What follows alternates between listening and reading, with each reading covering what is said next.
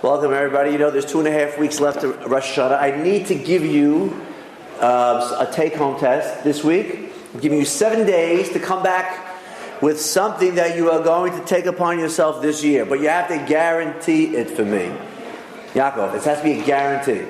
Okay, you're going to take upon yourself something because I guarantee, without even asking you, whatever you took on last year is long forgotten. I don't know if you took on anything last year. Most people don't. I'm working on something, and I think I have an idea what I'm going to do. But if you're going to walk into Rosh Hashanah again as the same person you did last year, and again next year, and again the year after, then what are you doing? What is that? Is that me? Yeah, I'm just making sure you're on. Oh, I'm on there. 2 seconds left. Yes, it was my birthday this past Monday, and my father was the only one to remember.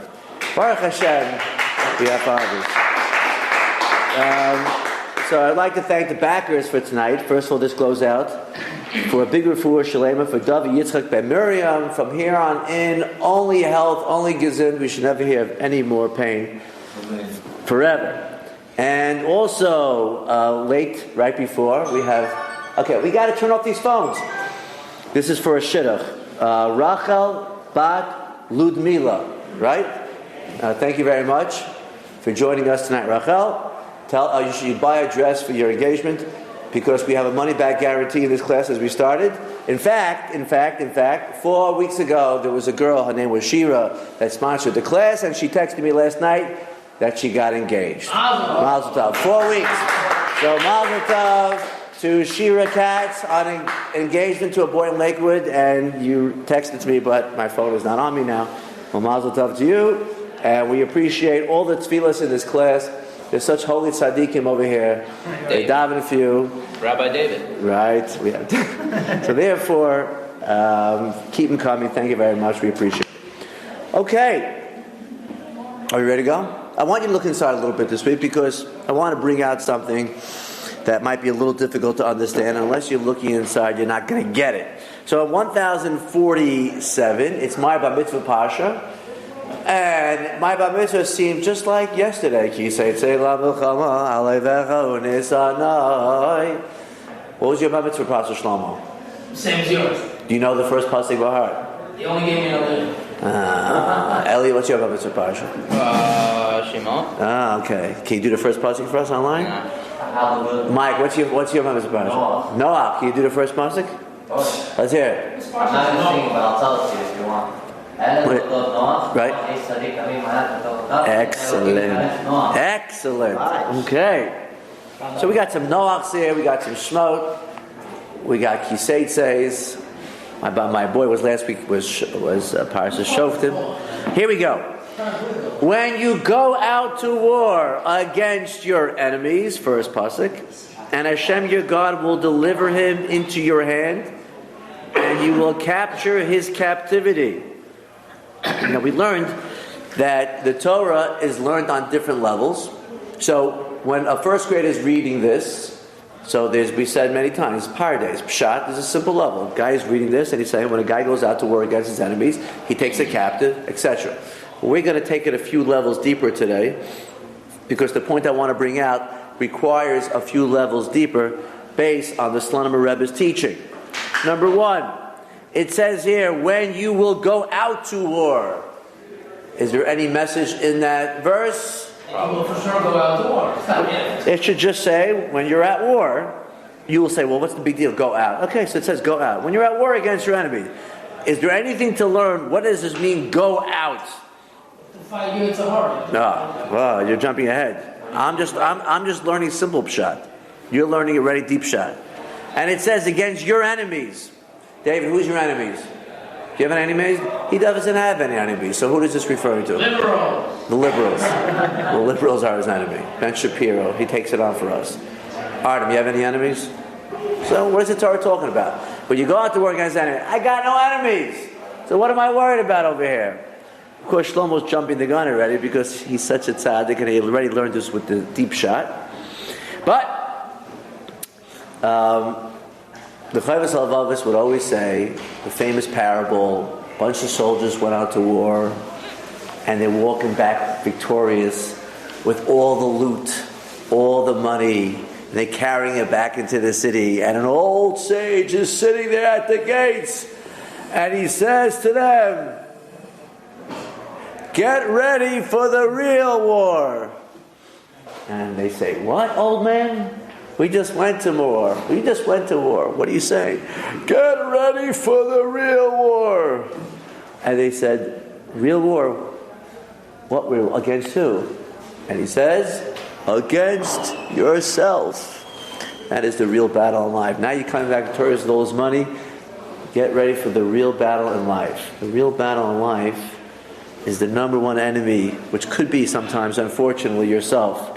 What does that mean? What does that mean to yourself? So, we're going to take it down to the deepest level of Kabbalah. In Kabbalah it says, as Zohar says, very simple.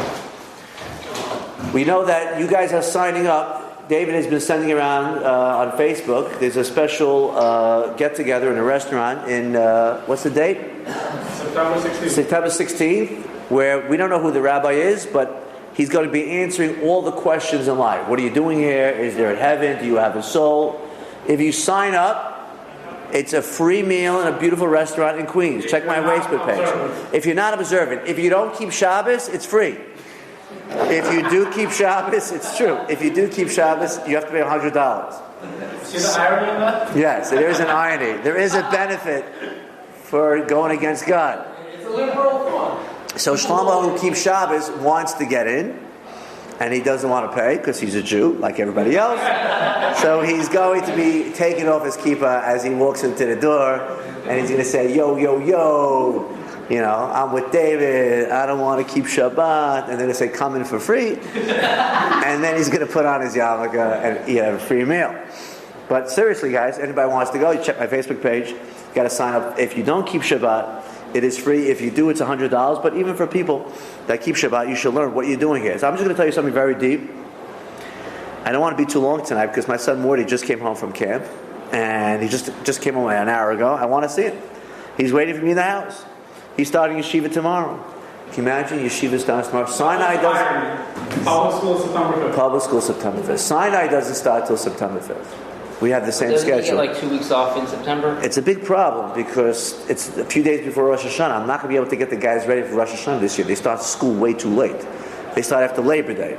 But what are we going to do? There are some schools that just start the yeshiva. It's not a joke. Rosh Hashanah is in 2.5 weeks. We're wasting our time. But anyways, the Zohar says, what is the point of life? Before you get to that class on September 16th, what is the point of life?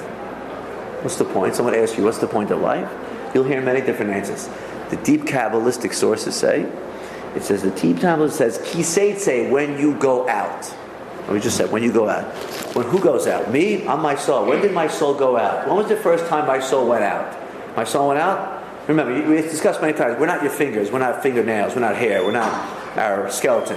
We're our soul. That's who we are. When was the first time your soul went out? What? When a person dies. Well, I'm talking about now. That's the next stage. That's when he goes out of you. When is the first time he goes out? That's when he enters this world. He goes out of his cushy place upstate, cushy place, and God says, get out and go into this world. And the soul does not want to come here. Deep sources say the soul does not want to come. He sees what's going on in this world. You ever look at the news these days? This world is a disaster. Look at Africa, the killings, the ethnic cleansing in Asia, Venezuela, North Korea. He's looking at it like, why do I go to this world? It's horrible down here. I mean, you have a few nice people over here, but come on, it's very dangerous. And God says, no, Ki Teitzei, go out. And the soul says to Hashem, for what reason? Why am I going out to this world? And the next word of the pasuk says, La milchama, for war. The soul enters this world to go to war. And the question is, against who? And you tell the soul, against your enemy.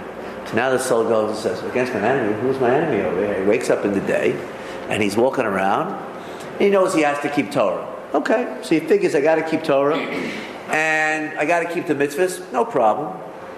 I'm keeping Shabbos. I'm putting on tefillin. I'm learning Torah. So Artem's enemy, and my enemy, and your enemy. Everybody's got their own enemy. Who's your enemy? Who's yours? Myself. Who's yours? What part of yourself? Oh, he's everybody's enemy.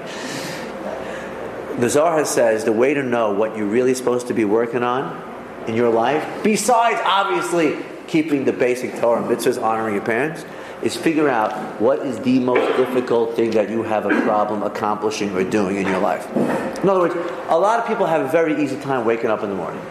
So the Zohar says you're supposed to wake up like a lion, go get the guy says, hey, I'm up at 5:30, ready to go. What's the big deal? That's not what you're here for. That's not what you're here for. You have to do your own battle. You got to keep the mitzvah. You got to do that too. But that's not. Find your weakness. Everyone in this class, I'm not going to embarrass anybody, but everyone in this class could probably write down 5 or 6 weaknesses that they see other people doing that they simply can't do. And it's too difficult. Whether they got a big mouth, they love speaking lashon hara, they love speaking negative about people, they love to socialize, they can't stop. Some people, and their mouth takes them, even when they want to pray in shul, they can't stop talking. They love talking, and they know they shouldn't. They're talking to God, but they have to talk to their friends. Some people know they have to keep Shabbos, but it's the most difficult thing in the world because they can't put down their phone. Some people have no problem putting down their phone because they easily can keep Shabbos, but they can't respect their parents. They just don't get along with their parents. Some people love their parents. It's the easiest mitzvah in the world. Easiest mitzvah in the world. But they procrastinate. And they keep pushing off things and keep pushing off things. They don't get things done. And there are some people that are just so easygoing that whatever you tell them to do and you yell at them. And there are some people that you say one thing and it sets you off. And you say to yourself, I wish I was like that guy. Everything just comes right off his back. I just go crazy. My spouse says something to me, I lose it. My rabbi says something to me, I lose it. And that guy just takes it. You should say, now you know your enemy. You want out? You know now what your job is to fix. You know now on this world what you have to be working on very, very strongly. Don't look at it and say, why is it? No. Be happy. At least now you figured out your reason. Because that is what you hear. The only thing is, by the way, a lot of people, can we just read one paragraph in Stills of Sham that I made a copy, just right over here? Just one quick paragraph. This is the introduction to life. The Holy One, blessed be He, has put man in a place where the factors which draw him further from the Blessed One are many. David texted me something beautifully before. I don't have my phone in front of me. But he said that what's pain? What's pain? Pain in life is when you're distancing yourself from God. Real pain. I mean, obviously pain to overcome a child is one pain. But when a person has real pain, that means he's very distant from Hashem. This is what this man texted me, a big tzaddik. Are you looking inside this paper? This one. Can you give him one, please? Rabbi, I'm sorry, it was plagiarism, it wasn't mine. I just forwarded. Okay. No, it's very famous, by the way. There are earthly desires which, if he is pulled after them, cause him to be drawn further from and to depart from the true good. It is seen, then, that man is veritably placed in the midst of a raging battle. For all the affairs of the world, whether for the good or for the bad, are trials to a man. Which means everyone in Mesilas Yesharim is saying is put here in a war, in a battle, and he's put into an obstacle course and to a place where everything is here to pull him away. So his whole goal is to connect with Hashem, and he's put into a place where everything here is to pull. And then it says like this. What is the test? Some people aren't pulled. It says like this. Number 1, poverty on one hand, wealth on the other. King Solomon said, lest I become satiated and deny saying, who is God? Lest I become impoverished and steal. Which means if a person becomes, we all want to become rich. The problem with becoming rich is that you become haughty. You become arrogant. So you see a guy walking around, he's 60 years old, he has the life of Riley, he's the happiest guy, he's driving a Rolls Royce, driving a Lamborghini, and life is great. And Hashem is saying, I don't want to have anything to do with that guy. And on the surface, you think he has the greatest life, and God is saying, it is over. Hashem detests haughty people. How can you be haughty in Hashem's world? Hashem gave you everything. But you know what causes you to become haughty, arrogant? Lots of money. You could be. It's a lot more difficult. If a poor guy is pulling up in his Plymouth, hey, check me out. I mean, yeah, I guess, but it's kind of, it's very difficult. But yeah, you're right. Anybody could be arrogant. But what causes it the most? Affluence. The other one is in poverty. If a person doesn't have money, the first thing he has to do to make a living, he's got to steal. A rich man doesn't have to steal necessarily. He's got his food, but a poor man has to cut corners, go to the office, steal things at the office because he can't pay his bill. That's a big test. Serenity on the one hand and suffering on the other. I understand that suffering is a test. Are you going to withstand it? Serenity is a test. When life is good, life is calm. What's the test? Life is calm. That's a test. So Sham is saying a huge thing right now. Serenity is a test, which means you have your big screen TV at home. You got your nice car parked in your driveway. You got the air conditioner on. You're sitting in your shorts and t-shirts. You got your glass of Coke next to you. You got a sandwich. Serenity. And Mesilas Sharma says, you're in a raging battle right now. And this guy was like, what you talking about, Willis? This is a raging battle. I understand the guy that's rich and he has got a lot of pressures on him and he's showing off. Okay, he's got to, be a little humble. I understand the guy that's poor, can't afford to pay the rent. I got money in my bank, I got a Coke in my hand. Mesilas Sharma said, you're in a raging battle. What's my raging battle? Serenity. He didn't get punished. He wanted to sit in serenity, and he got Yosef. But here's a guy, he's sitting. So the battle rages against him to the fore and to the rear. If he is victorious on all sides, he will be the whole man who will succeed in uniting himself with God. And he will leave this place into the palace. Right? He's going to walk after 120 years as a perfect man. To the extent that he has subdued his evil inclination and his desires, and withdrawn from those factors which draw him further from the good, and exerted himself to become united with Hashem, to that extent he will attain it and rejoice. Which bothers me very much, because he's telling you right now that serenity and every day is a battle. The problem where we have right now is that when we wake up every day, we don't even know that we're in a war. This past Shabbos, something really struck me hard. We were sitting at my Shabbos table. There was a few families we were eating together. And one of the women that was sitting there said, "Ay, this was a very rough summer. Very difficult summer." I said, difficult summer? We're upstate. It's beautiful. A pool, right? 85 degrees. She says, I spoke a lot of Lashon Hara in the summer. I spoke like crazy. And I feel going into Rosh Hashanah, I'm in big trouble. I was like, wow. How many people would even consider that was a failing?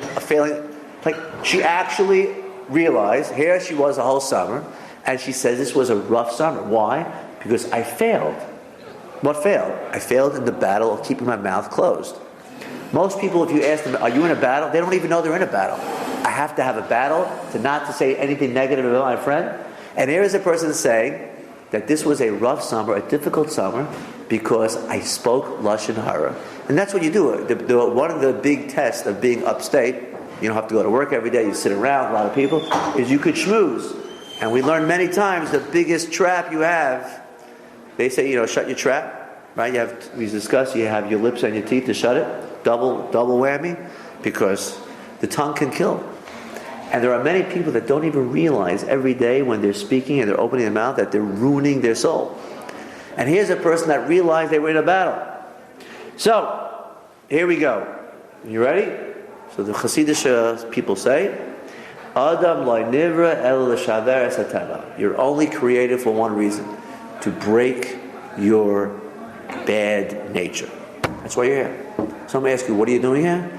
I am here to work on my character traits. That's what I'm doing here. Yes, I'm here to have pleasure in this world, and I'm here to serve Hashem, and all these wonderful things. But ultimately, the person that I came into this world, what I was when I came in, better not be the same person I am when I came out. If I came into this world as a very angry person, by the time it's all over, I better be calm. Which is why Mike was asking before, can a person change? We had this little discussion before. Can a person change? Get married, can you change? And it's a very gray area. What does it mean, change? Yes. Can you change for somebody? Like we said, he wants to know, would a woman put on a sheitel, put on a head covering for the... Yeah, maybe they would do that for them. But can a person change their character, just get married and change? Very difficult. It's a lifelong battle just to change who you are. Yes? Question. So that means the souls which are there with the God not perfect? The soul that came down, I don't want to speak very deep levels. The soul that comes down has to have a tikkun, which means a little fix. I'll give you an example. The giraffe soul that comes down is a giraffe, right? The cockroach, whatever soul he has, all the same. You don't find a good hippo and a bad hippo. You don't find a good rhino and a bad rhino. A rhino's a rhino. Pit bulls are rough, chihuahuas are nice. That's the way it is. Only human beings, when a kid is 2 years old, and you ask one 2-year-old, can I have some potato chips? One kid will open his bag and give it to you, no problem. The next kid will take the bag and hide it behind his back. The other kid will give you one. 3 different kids, same parents, 3 different attitudes. Fascinating. How is this possible? All giraffes are the same. All cockroaches. Why these 3 souls? Obviously, Hashem is telling you that even though a soul is a piece of God, but I am putting in here to perfect that soul. What it means, how does he look before and after? I can't explain it. It's an infinite soul. But yes, souls are here to be worked on. That is a fact. But they also can get more negative stuff during their lives. Excuse me? They can get something more negative during their lives. Like the soul was sent for something right. to fix, but during his life he can get something else. Of course. So he's supposed to be acquiring everything. He's supposed to be acquiring everything. He's supposed to be acquiring everything. There's a whole Torah out there, and there are 630 commandments, and he's got to be doing it all. But there's something specific he should be working on. Something specific in your character. And that you have to figure out for yourself. I can't tell you what that is. 613 we all agree on. Keeping Torah, keeping Shabbat, we all agree on. That's for everybody. There's a certain character flaw that you have that he doesn't have. That I have that you don't have. And that's something you were born with. That there's nothing you can do about it. Some people are calm people by nature.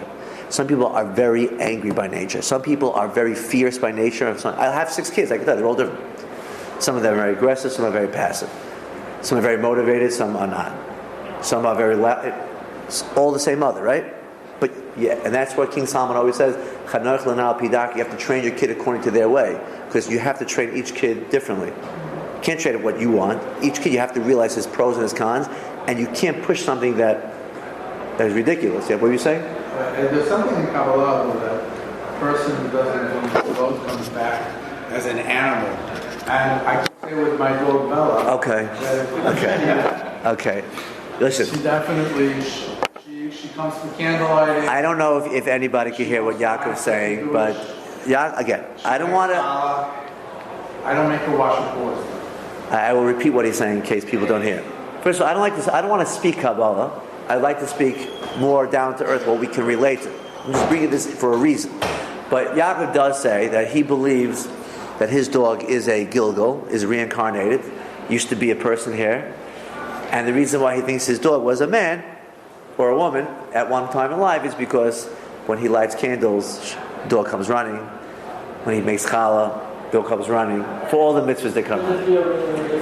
I don't know. I only want to know what it says over in the Chumash. It doesn't talk about a Gilgal. But could it be? Is it reincarnated? Maybe. But please don't give the dog a bar mitzvah, whatever you do. And don't let it get married. I see some people, I see bas mitzvahs for dogs. Let's not go there. Whatever you do, I beg you. Right? But, I mean, you want to speak deep Kabbalah? No, I don't want to speak deep Kabbalah. I'm just telling you that one of the reasons why when you're at a meal and this is Kabbalah, so don't just take this with a grain of salt. One of the reasons when you're sitting at a meal and you need to say a DVAR Torah, it says when 3 people are eating together, you're always supposed to say words of Torah. Otherwise, it's like a sacrifice of the dead. Why? And one of the reasons is, basically what you're saying. It's very possible that in that steak you're eating, it used to be a human being. And this human being had to come back for a tikkun, to fix something. And his final resting place would be when he's sitting on a table and he's hearing a DVAR Torah. And he hears Birchat HaMazon. People say grace, and they eat, soul is happy. But if you take it and you talk Mets, Jets, Yankees, and Knicks the whole time, and you don't make a blessing, the soul in the steak is like, help me, what are you doing? Alright? Everything I just said is Kabbalah. Please wipe away everything I just said. But, for those guys that want to know, there is something to what you said. Believe it or not. There is some deep sources. And I don't want to stick to the whole deep sources the whole night, tonight. But, This is what I wanted to say, my point to my class, and then I let you go. The Torah is teaching you over here is a very simple level. The biggest enemy you're going to have is yourself. What's in yourself is your Yetzer Hara. That is your biggest enemy. It's the one thing that wants you dead. It's that voice that tells you to start smoking. Wants you dead. It's that voice that tells you to take drugs. It's that voice that tells you to overeat. It's that voice that tells you to don't keep Shabbat. It's that voice that tells you don't get close to God.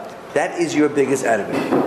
And he's telling you right now, the Torah is telling you right now, if you're going to find out your biggest enemy, you need to prepare yourself. Okay? You need to prepare. The Torah is going to give you a couple of steps how to prepare, how to win this, how to be victorious. After you get these few steps, I'll let you go. Okay? You ready, Artem? It was worth coming here just for tonight. Now you're going to know how to do battle. This is extremely, extremely... Number one. First two words. Ki Teitzei. Go out.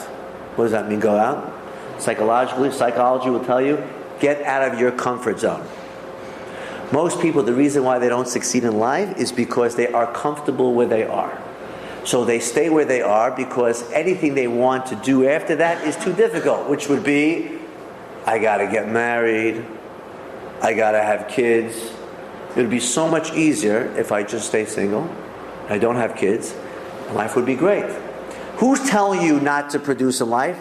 That's your enemy. Who is your enemy? That's your Yetzer Hara. But you look at the Yetzer Hara, look at your voice, but I can't do it. I can't do it. And you keep telling yourself, I can't. And before you know it, you're 25, you're 30, you're 40, you're 50, you're 60, and you keep getting older. Saying to yourself, I can't do it. God says, Ki Teitzei, get out of your comfort zone. I can't wake up at 6 o'clock in the morning. I know I should have more hours in the day. I can't do it. If someone tells you, if you tell somebody, I can't do something, you know what their response is going to be? When you go to psychologists in the olden days, psychologists would say, come, sit down, lay on the couch. Let's talk about your parents. Your parents, did they beat you? Your grandparents, your babushka, she abused you? Not enough. Not enough love? They didn't love you enough, or they didn't beat you enough, whatever they do in the Russian mentality. Right? They didn't beat you enough. Right? And you sit down on the couch, you're like, oh, my parents, oh, yeah, I can't stand my parents. Okay, that's $275. Come back next week. Right? Next week you get, my grandparents. Okay, it's $275. Come back next week. You're going every week. You talk. Today, they changed psychology. Today, when you start sitting down and you start saying, I can't date. You know what a good coach will say? You know how to get over it? Do it. That's how you get over it. I can't wake up in the morning. I can't. What should I do? My parents always woke me up late. What should I do? You know what they'll tell you? Do it. Oh, right. Nike said that. Nike always said, just do it. I can't exercise. It's too difficult half the time. What does Elio say? So just do it. But I can't. Just do it. Go out and do it. It's very difficult because that first week is going to be Gehenna. As they say, it's going to be hell. In fact, the first 2 weeks is going to be hell. However, there's one beautiful thing you have nothing to worry about. Because in last week's Parsha, it also says, on page 1039, it also says when you go out to war. It says the same thing. When you go out to war. This is a real war, actually. And what does he say? Lo tira mihem. Do not be afraid to go out and take on your negative traits in life. Do not be afraid to go out and take on your anxieties that you can't get over. Why? Ki Hashem elikecha imach. Because God is with you. You know the 12 steps in AA? You know the 12 steps, right? Person is suffering through alcoholism, whatever it is. He's an alcoholic. 12-step program. You know what number 2 is? Good. That means no one was in the program. I'm very happy. Or that's not a good thing. I know it's number 1. What's number 1? Number 1 is admitting that you have a problem. Number 1 is admitting you have a problem. That's very important. And that's why when I said of the person before, the woman admitted right now, I have a Lashon Hara problem. Good. Number 2, belief in a higher power. That's a fascinating thing. You have to believe that there is a higher power. You're not in this alone. If a guy's an atheist, he better turn around and not become an atheist. He better become a believer. Because a guy says, I can't do it. I'm too far in. I can't change. It's too far. I'm only 45 years old. I can't change. 12-step program, believe in higher power. God says you could change. He's with you. All you got to do is try. He's going to help you get there. But you got to believe. That's what it says in last week's Parsha. Lo tira mihem. Why? Don't be afraid. Hashem is with you. Anything you want to do in life, you can do. If you don't want to start dating, it's too difficult. If you don't want to have kids, it's too difficult. I'm never going to make it. You know what you should do? Just do it. I'm going to collapse. God says, you make your step. I'm going to help you get there. I promise you. But you got to make that step. You got to make that step. Don't be afraid. Some people are so afraid. And what does it say at the end? It says, Mia Ish. Whoever's afraid, it says in the end those words. What should he do? It says in the next page, Yashev Levesai. You should go home. If you're going to battle and you're afraid that you know you can't do it, you know what they tell you? Go home. No, if you are afraid and you don't believe God's going to help you, go home. That's what they tell you last time. And that's the same thing. If you're speaking to a guy and he says, I can't do it, then you say, you're lost. That's it. You're never going to make it. You have to be able, whichever, and I'm talking to every single guy, but every single guy has his own personal difficulties in life. You have to bring it to yourself, whatever I'm saying. I'm not going to say anything. I'll give you one example. The reason why I'm talking about this, because it just happened to me this week. I'm not going to use any names. I told the guy I'm going to mention it, but he asked me not to use his name. And this was a guy that was in my class many years ago. And he went to school, 22, I told him, okay, time to start dating. No, life is good. I got time. 27, all right, time to start dating. No, life is good. Why would I start dating? I said, what do you mean? You got to date? Nah, I can't. Not in the mood. 31, I said to the guy, time to start? No, I'll go out. Right? And he wasn't getting going. 32, 33, every day, go to work, come home, go to work, come home, go to work, come home. Life is easy. Very relaxed. He's in his comfort zone. This is a comfort zone. Life is easy. All of a sudden, the last couple of years, craziest things have been happening. Palpitations, the boy's getting palpitations, chest pains, shortness of breath, different pains throughout the body, anxieties. He calls me up, Rabbi, I got this thing. I said, don't worry about it, you'll be okay. A week later, Rabbi, I got this thing. Don't worry about it. Right? I said, go to this doctor. He goes to this doctor. Nothing's wrong with you. A week later, Rabbi, I'm going crazy. I can't breathe. Rabbi, I'm having anxiety. I can't sleep. All right, go to the psychiatrist. Go to the psychiatrist, take this pill. All right, takes this pill. Rabbi, I have side effects. This pill's not working. Side effects on a pill are very bad. I'm having side effects. I can't live like this. Okay, get off the pill. Fine. Get off the pill. Rabbi, I'm still not happy. Okay, go to the psychologist. What does the psychologist say? Well, the psychologist is talking about my past, but it's not working. I'm still freaking out. 2 weeks ago, a guy calls me, and my wife saw this. Rabbi, I'm done. That's it. Daven with me. Suicidal. I can't take this life anymore. Suicidal. Now, I'm not a professional. The first thing you have to know when you're in my situation, I know nothing. People call me, I can facilitate. You need a bris? I ain't going to cut you. I know a guy that could do it. You need a doctor? I got lots of doctors. You need a technician? You need someone to fix your computer? I got one right here. I got everybody. You have to know what your strong points is. I could send you to somebody that can help you. When the guy starts calling me and starts telling me, I can't breathe, I can't sleep. So the other day, this was on Monday night, a person called me, Rabbi, help me. I said, listen, I am going to tell you something that I didn't tell you in the last 10 years, and you are going to have to just take it, and I don't care what. He says, what? I said, let me tell you something. Everybody, if God told you to go get married, get a job, have a kid, you know what that means? That means it's important to go get a job, get married, have children. That's it. You can't fight it. You can't fight it. That's what your job in life. If God tells you to connect with Him, then you're supposed to be connecting with Him. If you think you're going to outsmart Him and say, I don't need Shabbos, I'll just chill, I'll have a glass of Coke, I'll watch TV, your soul won't allow you to do that. Eventually, it's going to come. You can repress it all you want. Eventually, it's going to come out physically. That's the way psychology works these days. It's called a mind-body connection. A person could be emotionally so nervous. You know what happens? He gets an ulcer. How is it possible to get a hole in your stomach wall because you're nervous about something? I mean, what does the stomach wall got to be because you're nervous? But that's the fact of the matter is, your emotions can cause bodily different reactions. It's just the way it is. We accept that. People have a stress, they get back pain. What does your back pain got to do with your stress? It's mind, body. If your soul is screaming to go out, to do something, and you're repressing it, your body is going to react physically. I was talking like Freud over here. And for 25 minutes on the phone, I was saying, You know what your problem is? Is that you're in your 30s and you're not dating and you're doing the same thing every day and you're deep inside screaming, I want to go out and change it myself. And you can't. And you know what he says to me? You're right. You're right. It's too difficult.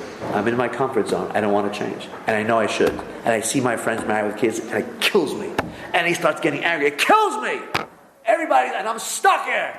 Right? And all of a sudden he started expressing himself. I thought he was going to be angry at me for yelling at him. He hung up the phone. Next morning, I'll show you the text, but it says his name on there. Rabbi, I never slept so good in my life. This is after 2 years. The first time he was willing to face what he was going through. Instead of taking a pill for the anxiety, instead of taking another pill for the stress, instead of taking another pill for all the back pain, I'm facing that I have to go out and change. The second he admitted that, the next day he's fine. It's crazy.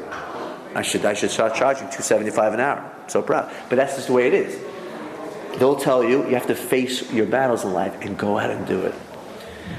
Do you know the difference between the Yom Kippur War and the 6-Day War? We won both. But which one did we have a lot more casualties? Yom Kippur. Very good. Do you know why we had more casualties by Yom Kippur? Because everyone was on vacation. And they were surprised and they came to us. They came to us. You know, in the 6-Day War, we went out to them. Before they attacked, we went out and we wiped out the Air Force. That's why we destroyed them. Yom Kippur, the enemy came to us. God's telling you, if you have issues in life, if you have a problem with, then you have to go out and face it. Now, I just gave one example over here. It could be, my biggest issue is my phone. I spend way too many hours on my phone. It is destroying my time. It is destroying my life. I am looking at things I shouldn't be looking at. Okay, great. You wake up the next day. This is my battle right now. What are you going to do? You'll say, well, I'm just going to not look. I'm going to keep the phone in my pocket and not look. That's like the Yom Kippur War. You're bringing the battle to you, you're going to lose. You got to go out before it gets to you. Next day, drop the phone in the toilet. Can't do that, Rabbi. Need the phone for business. Okay. You call you go to the tech over here on the Coney Island Avenue, and they put a filter on it, and you can go online, but filter. You lose like 90%. Keep the ones you need, you lose 90% of all the stupidity, wasting your time. Or you can do it yourself. If you do it yourself, you know your own password. Right. You tell someone else, here's my password. I need the phone. What? You did that? Elio was in yeshiva last year. That's what they did. A guy wants to succeed in yeshiva. He can't because he's losing his battle. What does he do? He goes out to battle. He says to us, here's my phone. Please do what you got to do. I need my ways. I need my email. I need my stuff. Just get rid of what I have to do. Boom. The next day, when you take out your phone, you already won the battle because you wiped them out already. If you want to get rid of terrorism, you know what you got to do? You got to take it to them. In Afghanistan, that's why we're still fighting there. Why do we have to send troops and spend billions of dollars in Afghanistan? Because we're taking the battle to them. We don't want to wait till they come here. Once they come here, it's already too late. Even if we win, we lose thousands of people. We have to go there and root it out before they even get going. And God says, if you have a Yetzer Hara, who just told me that? I wish I could use names because you won't think. I wish I could use names, but one guy has a niece that they sent to this really modern school. Really modern school. She's observant. Really modern school, co-ed and everything. And the guy begged the sister, send the kid to a religious school, very religious school. No, she's become too religious. I don't want. Yeah, but why are you putting a kid in a battle? You're putting your kid out there, girls with boys, that there's no filter over there. And then your kid's going to come on with a boyfriend, do things, and then you're going to be like, what happened? No, I trust her. How do you trust a girl in a co-ed school? How do you trust your son? Put him in public school. You're not giving them a chance. He begged his sister, he said, listen, the kid is a mess. The kid's a mess. If you want your kid to be on the up and up, if you want your kid to succeed, you as a parent have got to put your kid in the best situation to succeed. And that's removing all his enemies beforehand. If you're going to throw your boy in a place with 30 girls in the class, half of them are not Jewish, and tell your kid, don't worry, be religious, you're losing. You have to wipe it out before you get into the battle. Go out to battle against your enemy. And then what's going to happen? And Hashem will deliver it. Hashem will deliver. He will deliver if you go and you put your faith and you do what you have to do. But if you wait for it to come to you, I play tennis every Friday and Sunday when I go upstate. The most important thing to succeed in tennis is you got to be on the offensive. If you just sit back and hit it back and hit the ball back, the guy's going to keep bashing it to your backhand, smashing it to your backhand, which is your weaker hand, and get out. What you're supposed to do is you're supposed to attack him, let him go on the defensive, let him just keep on the defensive until he gives you an easy layup, boom, you smash it back in his face. Remember Rich Kotite, the worst coach that the Jets ever had? Worst coach the Jets ever had. His theory was like this: we're going to get serious during the game, but during practice we're going to take it easy. And what would happen? They would get to the game and they would lose 50 to nothing. Why? Not prepared. You can't just wake up. When you go to Bill Belichick, he's whipping you into shape. So when you're at the game, you are ready for everything. Every situation you're ready for. But if you're not prepared, you're going to enter this world, you're going to get yourself in such trouble. Your credit cards, before you know it, are going to be $20,000 over. With 22%. 22% interest. You get a credit card in the mail, you say, hey, they're giving me $50,000 for free. They love me. Let me sign up. Let me put the Yetzer Hara in my wallet. Put the Yetzer Hara in my wallet. And then you go see a TV, swipe. New pair of sneakers, swipe. New car, swipe. Oh my gosh, what a great gift. And all of a sudden, they're coming after you and they're calling you 100 times a day. Your phone is ringing and you can't sleep at night because they're going to start knocking down your doors and they're going to send the mafia after you. What happened? How did I get $27,000 in debt? I can't pay back. And you're losing your mind because you took the Yetzer you put in your wallet. What's in your wallet? Evil inclination. So what do? You take his battle to you. You get that thing in the mail, $10,000 in the garbage. Get that thing in the mail, $5,000 in the garbage. Get that thing in the mail, $1,000 in the mail. You get that $500 credit, I'll take that. $500, I have no choice. Even if I want to buy the $600 TV, it won't let me. That's called taking the battle. Yes, Dave?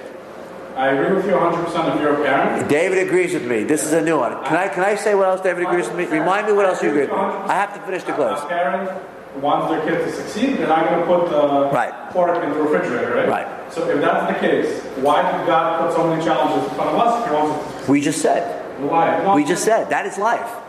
No, but you didn't need to create pork and shrimp, and you could have had turkeys. The only way to... Listen, I'll tell you, I play tennis. Can I stick to the tennis? I enjoy playing a guy that's a professional and getting annihilated. Sometimes I'll play a guy, can you play? I'm good. And I'll play and I'll win 6-love, 6-love. My wife will say, how was your game? And you know what I'll say? Boring. Terrible. Why? You lost? No, I won 6-love, 6-love. So that was great. Nah, he was terrible. Destroyed him. Sometimes, no challenge. Sometimes a guy, there's a doctor upstate that loves to play. He hates playing me because I'm not good compared to him. Sometimes I'll get like 1 point or even 2. He'll beat me 6-2, 6-1. I'll come back. Oh, that was amazing. My wife says, you won? No, I got destroyed. It was unbelievable. Why? The only way you'll ever improve in tennis, the only way you'll up your game is by being challenged. The only way. You ask your parents, I have 2 choices. I can go to Harvard, or I go to Kingsborough. Harvard at the Bay, as you guys call it. Right? Same price. What would your mom, you say, Mom, what do you want to do? Your mom will say, well, go to Harvard. They'll say, yeah, but it's ridiculous. It's so much easier in Kingsborough. There are so many tests in Harvard. And your parents say, that's right. That's why I'm sending you there. I like when you have tests. That's the only way you're going to be a successful whatever. Most kids rather have the easy way. They'll go to Kingsborough. Your parents want you to have tests. And they want it to be difficult. Not because they want to break, because they want you to succeed. The only way to succeed is through the test. But you have to first know who your enemy is. So here we go. We're going to get to who your enemy is, and then we finish. Number 1, back to 1047. If you take this capture and captivity, number 11, and you will see among its captivity a woman who is beautiful, and you will desire her, and you want to take her to yourself for a wife. Wow, a non-Jew. But you see she's beautiful. You're in the middle of a war, and during the war you're crazy. But you see this beautiful woman, you say, I want to take her for a wife. You know what God says? All right, we're going to do you a favor. We're not going to say no, because I know when you're an animal right now during the war, I'm not going to win. I'm going to allow you to do it. Isn't that amazing? That's a lesson in itself. Can you imagine, like, you really want to go to Burger King. It's so delicious. I'm so hungry. God says, you know what? I see you can't win the battle. All right, I'll let you go in. Have a cheeseburger. That's what it's saying. Like, I see you can't win. Take a guy. So this does not apply to everything else. But this is a lesson the Torah is teaching you. God says, no problem. But first, bring her in the midst of your house. Look at number 12, Artem. You shall bring her into the midst of your house and shave her head and let her nails grow. And she shall remove the garment of captivity and sit in your house, and she shall weep for her father. And then she shall be your wife. This is what you got to do. You want to take this guy, this non-Jew, very simple. Shave her hair, let her nails grow, take off her provocative clothing, and then you could. Why is Hashem doing this to you? Because Hashem knows that this big Yetzirah that you have, people say, oh, I'm in love with her, I love the girl. You don't love the girl. You love yourself. This is just your passion. It's not real love. You're just being enticed. It's not real. You see, like, I'll give you an example. Do you see this watch? I got this watch from my father 35 years ago. I got this from my father 35 years ago. It cost me, my father's watching right now, but I'll tell him it cost me $35. But my father loves his watch, and even though the band keeps breaking, he keeps getting a new band. It's very sentimental to him, and I use this watch. When I give my class, I can see what time it is, even though I'm going overtime. For the same watch, you can get a Rolex, which is $7,000. $7,000. Tells the same time, has the same handles, same band, does the same exact thing. So why can the Rolex make you spend $7,000 while this is $35? What kind of fool will spend $7,000? How can they do that? The answer is Rolex advertises, your watch says a lot about you. That's what they say. Your watch says a lot about you. They don't sell the watch. A watch is a watch. But they sell the perception. When people see you wearing a watch, they're going to say, oh, this guy's rich. You're wearing a Rolex, he's successful, I want to be with him. Which means they're selling you something not about the product. The product itself is what it is. But they're selling you something fake. It's called arrogance. Same thing in Mercedes. Mercedes, the car, take off that little Nazi symbol they have on the front, put it away, the car goes down $20,000. Well, it's such a good car. I guarantee you won't be able to tell the difference between that and you're driving that and you're driving a Toyota. You put that symbol on, I got to have that car. Why? Because that car tells people that I'm rich. You see where Mercedes advertises? They only advertise by the tennis tournaments. They put their symbols on the tennis on the net, so people, they should associate. Oh, this car means you're rich. The Yetzirah, 99.99% of his sell is all fake. And I said before, David reminded me, he admitted something to me this year. I couldn't believe it. After 15 years of battle, he said, Rabbi, you're right. I said, I'm right? After 15 years of battling, Beis Shammai and Beis Hillel, he agrees that I'm right. I said, what am I right about? He says, Rabbi, you always told me don't get too excited about your new purchase of the house and the purchase of the car. After a month, it's going to be back to normal because it's just fake. And you're right. I got the new Maxima. I was so excited. I bought it. Now it's a car. I got to get the new one. I got the house. Got to get another one. Everything physical, it sells. Most things that they sell to you on TV, they sell you just the fake. We'll give 10% of your purchase to the veterans. Why do you care? Because now you feel, oh, they're selling your, they're going to sell your emotions. Yetzirah is telling you, everything I'm selling to you is fake. And the God is saying, you know how you can overcome it? Strip it down for what it is. Remove the hair, remove the fingernails. What exactly am I eating?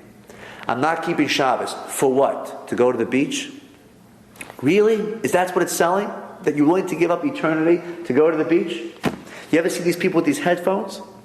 These enormous headphones. Dr. Dre was selling these Beats headphones. You ever see how big they are? In the 1970s, when the Walkman, Sony came out with the Walkman, it was so cool to have these little things on your ears. It was so cool. But then they said, you know what, these things are too big. We're going to sell earbuds. So you can just stick them in your ear. You don't have to carry these things over your head. And for years, we were walking around with these small headphones. All of a sudden, Dr. Dre said, you know what I'm going to do? I'm going to make huge headphones, enormous ones with a big B on it. Huge. Take up your whole head. He said to him, what are you, nuts? Why would people want to be sweaty? The whole idea is to have it easy. You want these big headphones? You can be sweaty on both ears? How much are you going to charge? $5? No, $300. What? You can buy Sony for $7 earbuds. Why would a guy spend $300 on headphones? Doesn't even make any sense. And he says, you know what? I'm not going to sell the product. I'm going to sell the image. Because the product is a product. It's headphones, a car is a car, a watch is a watch. I'm going to sell you the image. And all of a sudden he put these on LeBron James.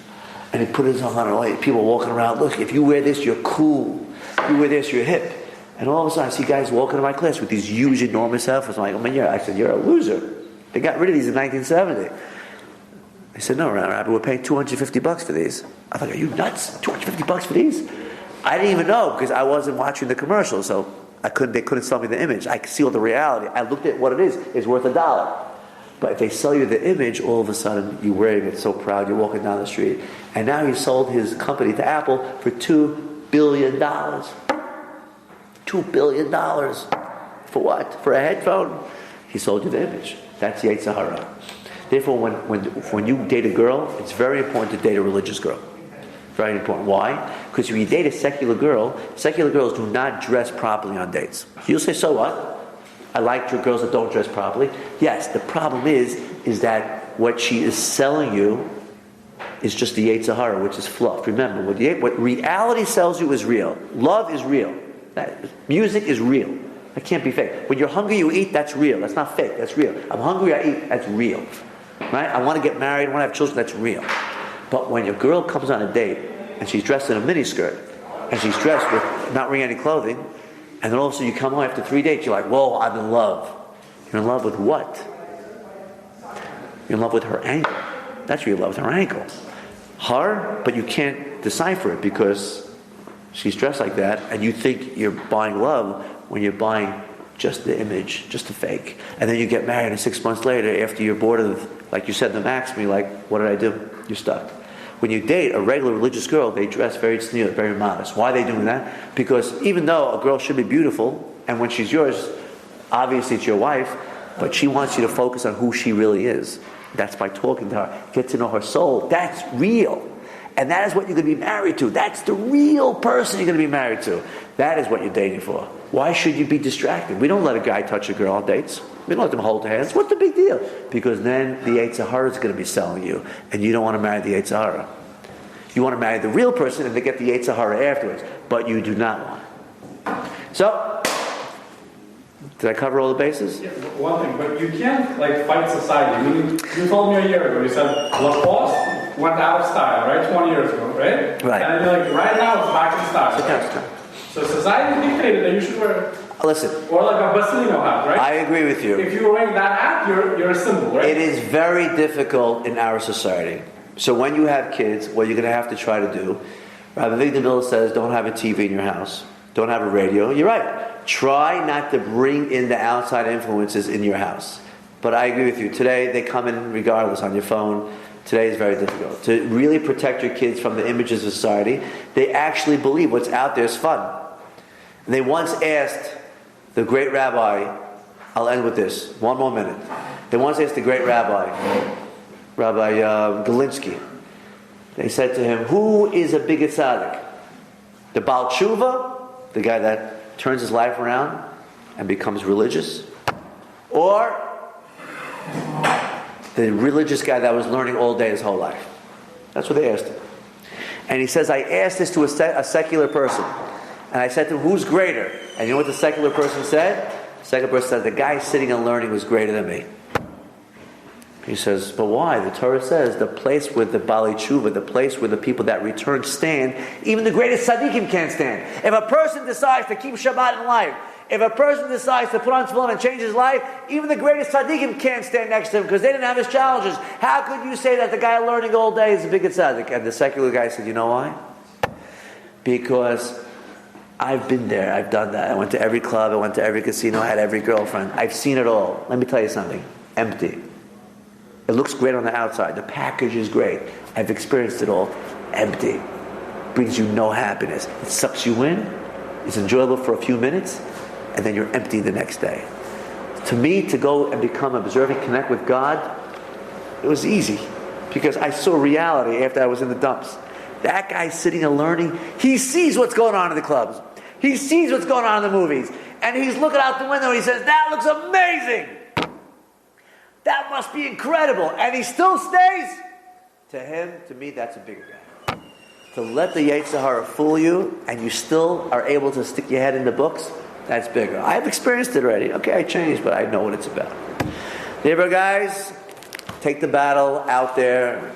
Don't let it come to you. Start today. Take upon yourself something simple, however you're going to do it. Whatever you're going to cut off tomorrow from your stupidity in your life.